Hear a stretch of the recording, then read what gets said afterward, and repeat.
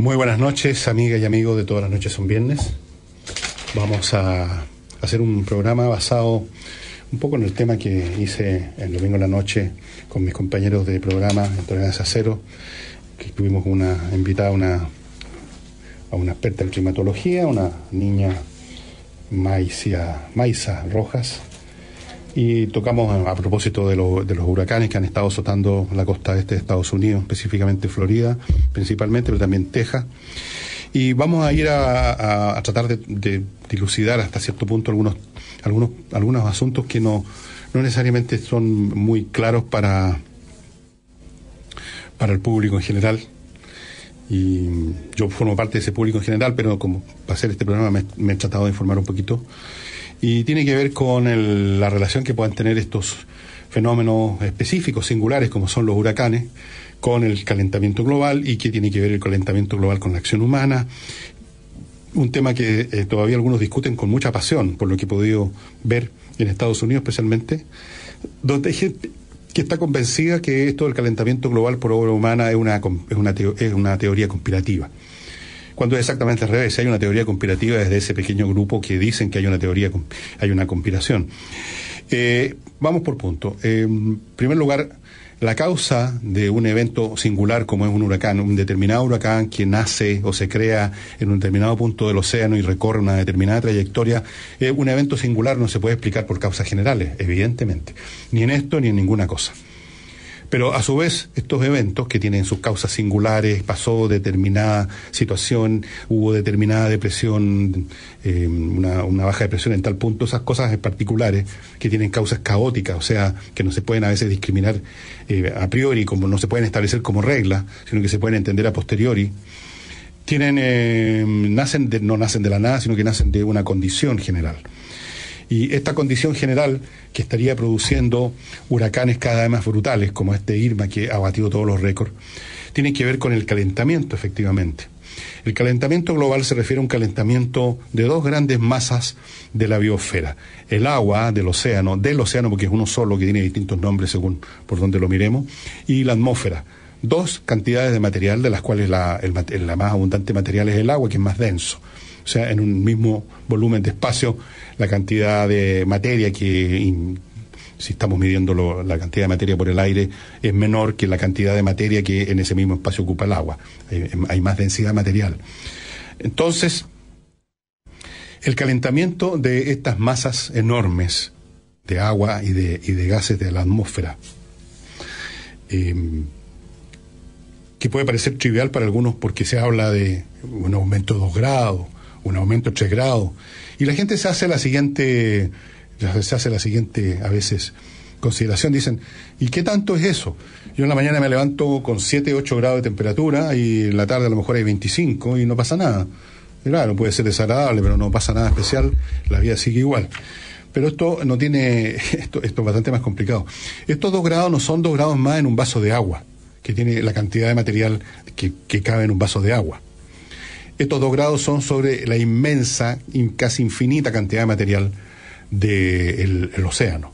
Por lo tanto, como esos 2 grados significan que hubo más energía para que subiera la temperatura, y este aumento es parejo en todo el océano, o casi en todo el océano, significa que en casi toda esa cantidad enorme de materia hay una cantidad de energía inmensa para que eso pueda subir 2 grados.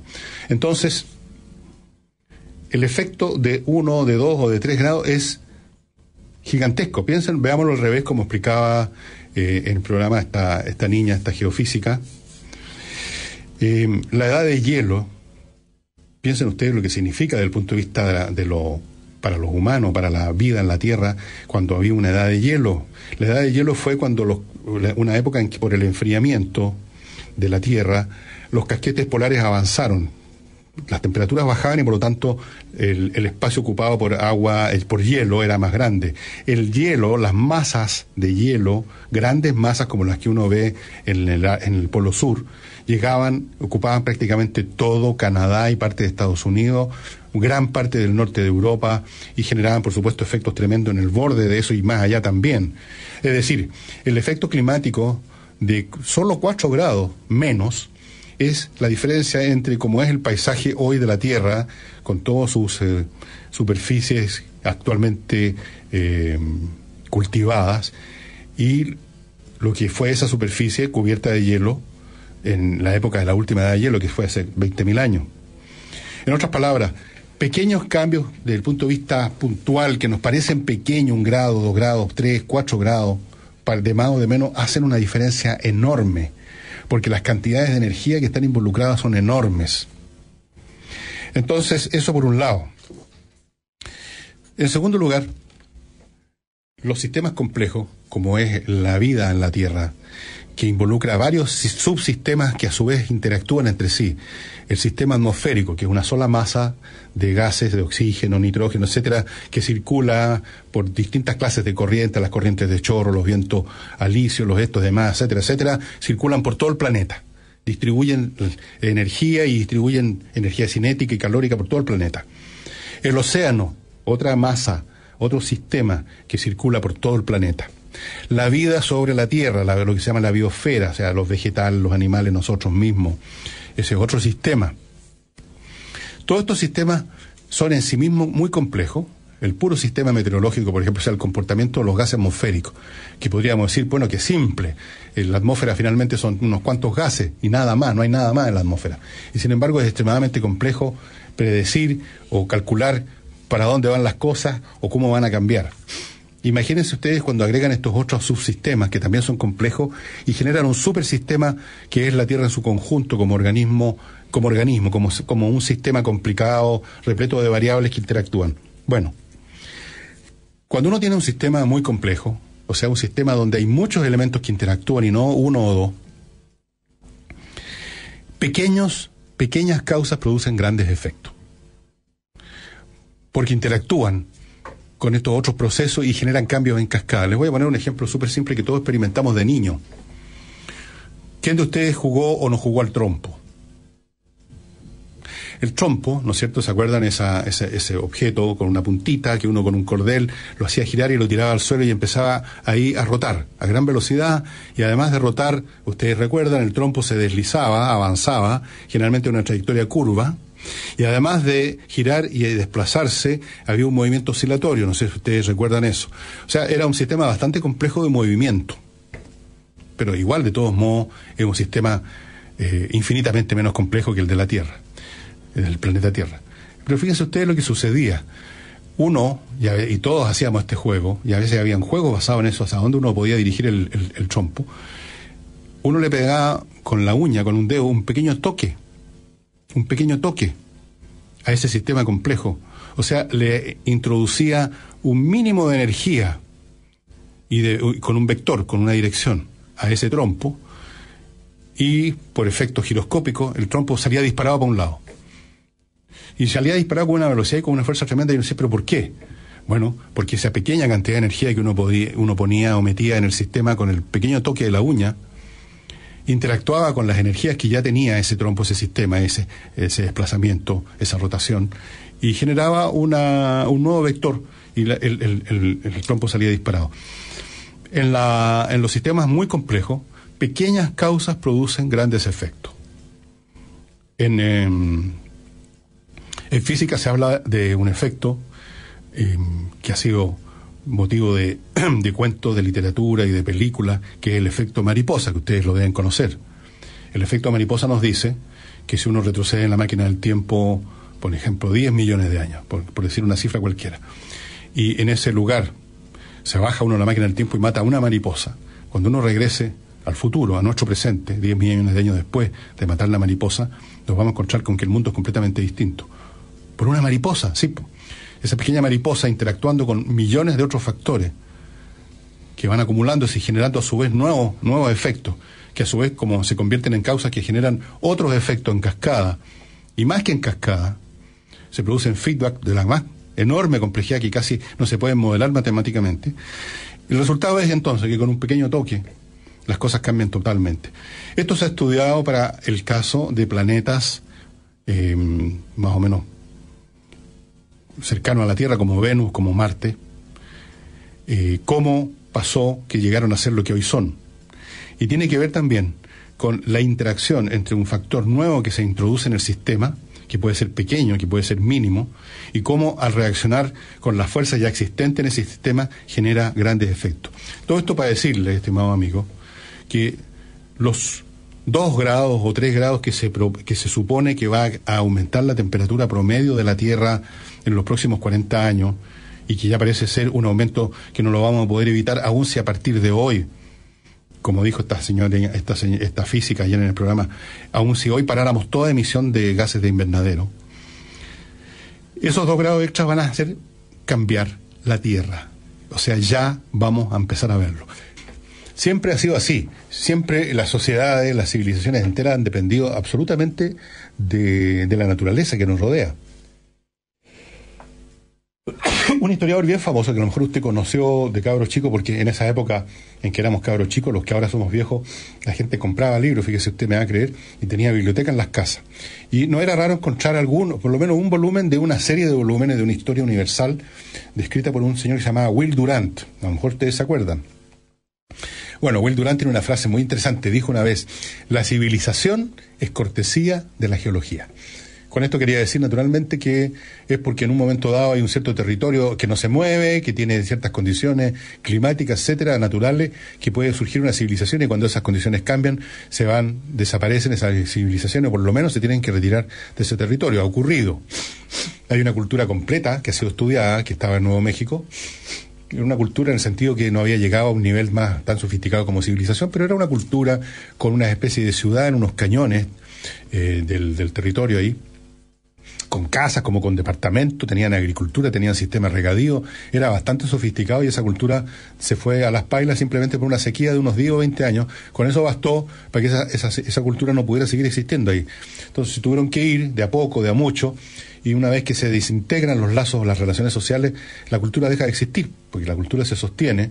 Todas esas sofisticaciones suponen un montón de gente que interactúa, y hay una división del trabajo. Si eso deja de existir, esa relación, desaparece la civilización. No tiene una existencia per se, salvo sus restos físicos, lo que encuentran ahora los arqueólogos.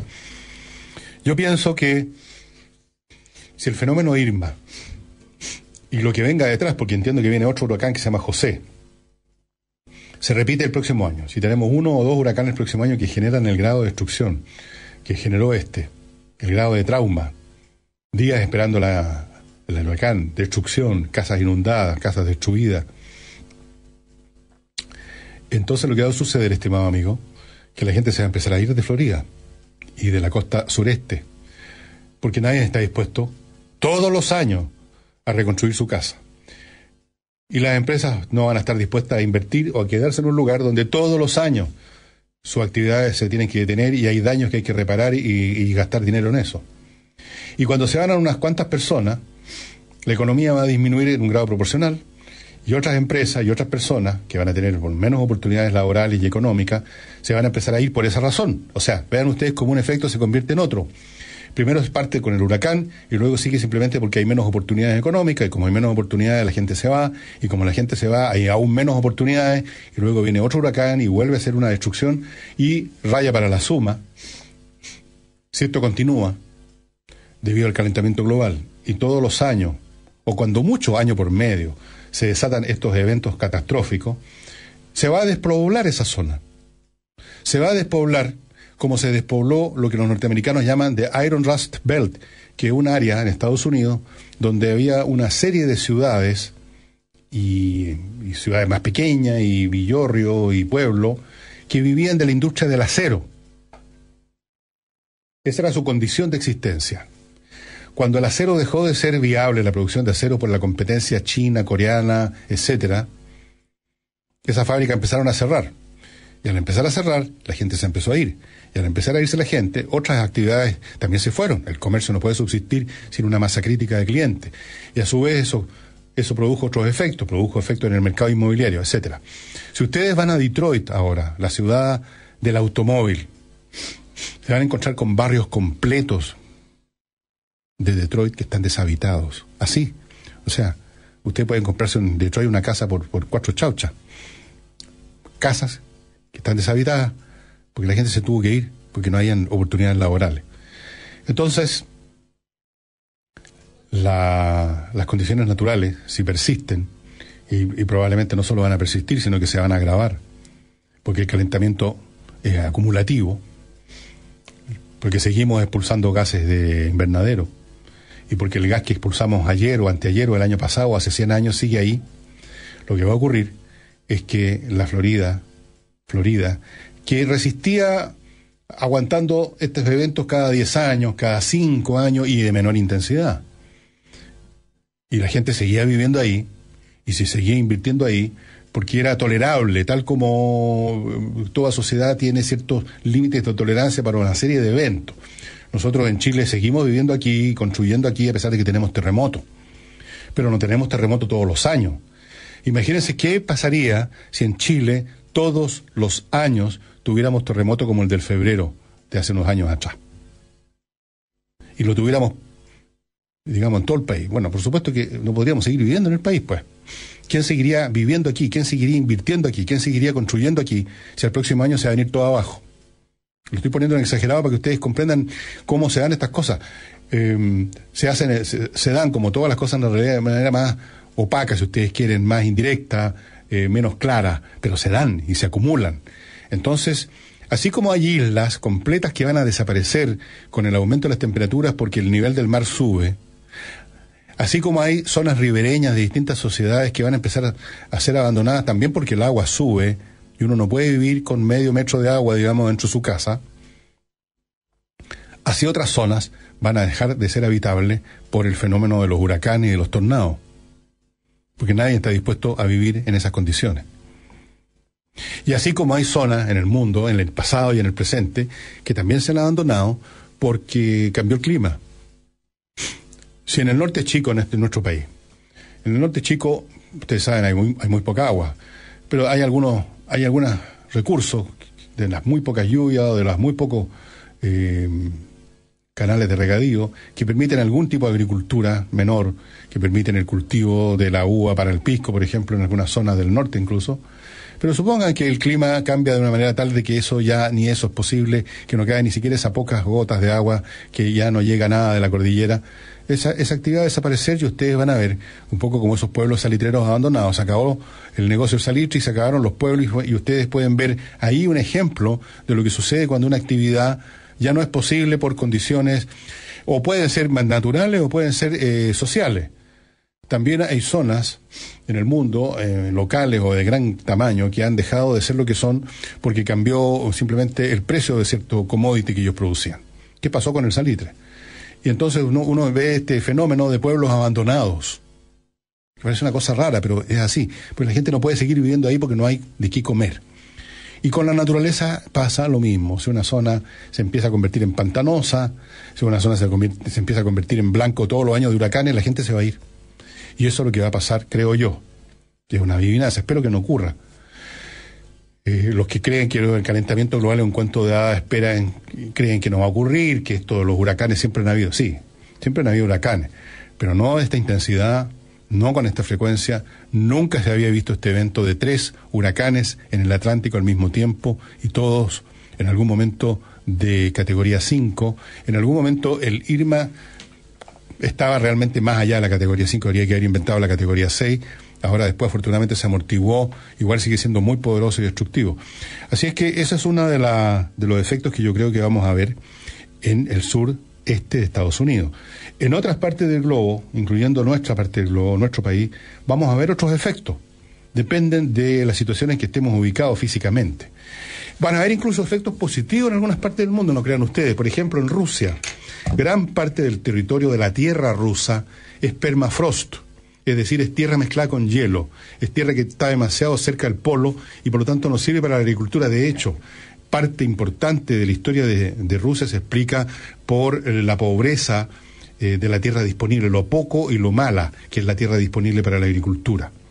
Salvo en el sur de Rusia, la zona que ahora es de Ucrania, que es una zona rica agrícola, Georgia también. Y no por nada los rusos estuvieron metiendo la mano ahí ahora, ¿no es cierto?, después que se acabó la Unión Soviética. Pero esas zonas de permafrost probablemente se van a convertir en más aptas para la agricultura y en ese sentido en algunas partes va a haber un beneficio. Pero el punto central aquí es que beneficio y perjuicio, estos que parecen pequeños cambios, un par de grados más, un par de grados menos, tienen efectos masivos en las condiciones sobre las cuales se montan las civilizaciones. Recuerden, nunca lo olviden, la civilización es cortesía de la geología. La geología nos hace la cortesía en Chile de tener un terremoto fuerte cada 10 o 20 años. Si fuera todos los años, ya no tuviera tanta cortesía la geología, tendríamos que irnos del país. ¿Qué clase de país se puede construir cuando todo se destruye todos los años? Es imposible, ¿no es cierto? La gente se empezaría a ir de a poco, de a mucho, y llegaría un momento además que eso entonces tendría efectos económicos, y entonces el desplome se aceleraría.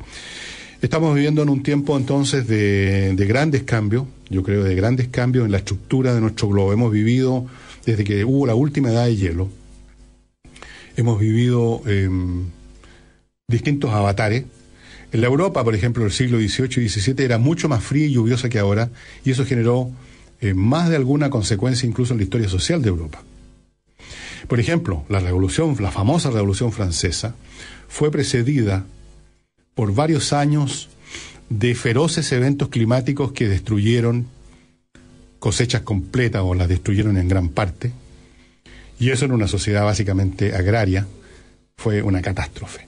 Y eso aceleró los procesos de hambruna, de rencores, de rabias que se estaban acumulando contra el régimen monárquico y en algún grado facilitaron la Revolución Francesa, produjeron las condiciones psicológicas, las condiciones de alienación del sistema existente que ayudaron, que alimentaron, así como el calentamiento global ayuda, no causa directamente, pero ayuda a la aparición de los huracanes, así estas hambrunas, estos desastres que ocurrían en Francia, a veces era sequía y a veces eran unas heladas que mataban todas las cosechas, fueron las condiciones que hicieron posible, fueron una de las condiciones que hicieron posible ese huracán que fue la Revolución Francesa. Decía entonces que pequeñas causas producen grandes efectos en un sistema complejo, que uno lo puede experimentar con las cosas más sencillas. Uno puede jugar con la bicicleta, por ejemplo, el efecto giroscópico es uno de los más interesantes para detectar cómo un pequeño toque, un cambio, a un sistema que está en movimiento, con varios movimientos complejos, produce efectos que son desproporcionados con la causa, totalmente desproporcionados. Usted se ha manejado, conducido una bicicleta y de pronto, yendo en una dirección, ha hecho un pequeño movimiento de muñeca que es muy poca energía y ha puesto en una situación un poquito extrema el volante. Usted sabe lo que pasa. Se produce un efecto bastante nefasto. Entonces, tenemos un mundo que se está físicamente transformando. Hemos vivido, no sé, a veces no son tan largos los plazos de ciertas estabilidades climáticas, geológicas, pero dado la capacidad de olvido que tenemos los seres humanos, bastan unos pocos años, unas pocas décadas, ya creemos que ha habido una eternidad en que las cosas han sido siempre iguales. Y la Tierra ha cambiado infinitas veces, muchísimas veces, ha tenido varias edades de hielo, ha tenido distintas biosferas con distintas clases de criaturas dominando la Tierra, como los famosos dinosaurios que se extinguieron hace 80 millones de años, pero vivieron más de 100 millones de años, eran los dueños de la Tierra. Nosotros no llevamos ni 1 millón de años, 500.000 años, quizás como homínido, como seres humanos, como Homo sapiens sapiens, tal vez 40, 50.000 años. Eso es todo. Los dinosaurios fueron bastante más exitosos que nosotros hasta ahora. La Tierra ha sufrido muchos cambios y nuestra civilización, de la que nos jactamos tanto, toda esta construcción social y tecnológica que hemos creado, es una cutícula mínima que subsiste por cortesía de la Tierra, por cortesía de cómo es el clima, de cómo son los movimientos tectónicos, de si explota o no explota un volcán. Recuerden lo que pasó con Krakatoa en 1870, por ahí, cuando voló una isla completa, y el efecto se sintió por años en toda la Tierra. Solo que nosotros no sabemos, porque eso pasó hace mucho tiempo y están todos muertos, los que vivieron eso. Pero durante años fue distinto todo en la Tierra, las auroras, las atardeceres, por toda la materia que quedó en la atmósfera. Bueno, fue muy impresionante. No cambió la naturaleza de la vida, las sociedades siguieron funcionando, pero fíjense ustedes que fue solamente el estallido de un volcán, o sea, un puntito mínimo en la superficie de la Tierra. El calentamiento global es, como lo dice la palabra, global. Es un fenómeno mucho más masivo y por lo tanto va a tener efectos, como les digo, ya los está empezando a tener. En Chile estamos viviendo un desecamiento del país hace mucho rato, cada vez llueve menos. Claro que la gente no se da cuenta porque como llueve menos, cambian los patrones de medida. Entonces hoy se considera normal lo que hace 30 años se consideraría una sequía. Aún así tenemos sequías reconocidas. En el sur de Chile llevan como 6 o 7 años con una sequía, o sea, llueve menos de lo que se debiera, para que hablamos de la zona central y del centro norte. Se están produciendo cambios masivos en todo orden de cosas. Hay especies que se extinguen.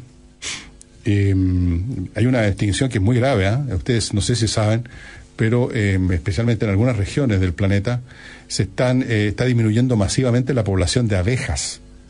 Y las abejas son súper importantes no solo por la miel, sino porque son factores polinizadores vitales para el mundo vegetal. Son los que polinizan. Al ir de flor en flor para sacar el néctar, van haciendo posible la reproducción de las plantas.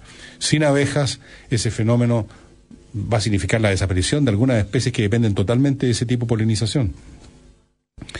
Entonces, nada de raro que cuando sus hijos tengan la edad nuestra, cuando mis hijas, en este caso, tengan la edad que yo tengo ahora, estemos ante un paisaje en Chile y en todo el mundo muy distinto, y que en función de ese paisaje, de ese clima, las formas sociales, las formas de convivencia van a tener que cambiar sustancialmente. Eso es evidente. Ha ocurrido en la historia antes y va a seguir ocurriendo. No hace mucho. Y cuando digo no hace mucho, y hablo del siglo XIV, ustedes dirán, eso fue hace 700 años. Pero en la historia del planeta y la historia incluso de la raza humana no es nada. Una peste, o sea, una enfermedad, no un fenómeno global de físico del planeta. Un tema que tiene que ver con la biología humana nada más, que se llamó peste negra, liquidó a casi la mitad de la población europea, y de ahí vino un gran trauma que se proyecta hasta el día de hoy. O sea, la historia que hoy hemos vivido, la historia que vivimos hoy, la historia de los pasados 10 años, 100, etcétera, es resultado de lo que pasó y lo que no pasó como consecuencia de la peste negra en el siglo XIV en Europa. Toda la historia que iba en una cierta dirección cambió de dirección brutalmente por la peste negra. Porque no es broma que desaparezca entre un tercio y la mitad de la población. Y, en fin, vamos a ir viendo qué pasa con el próximo año con los huracanes, si se vuelve a repetir este fenómeno, porque si se vuelve a repetir y luego el 20 y el 21 y el 22 se sigue repitiendo, ustedes pueden estar seguros de que este pronóstico que hago ahora se va a cumplir de todas maneras.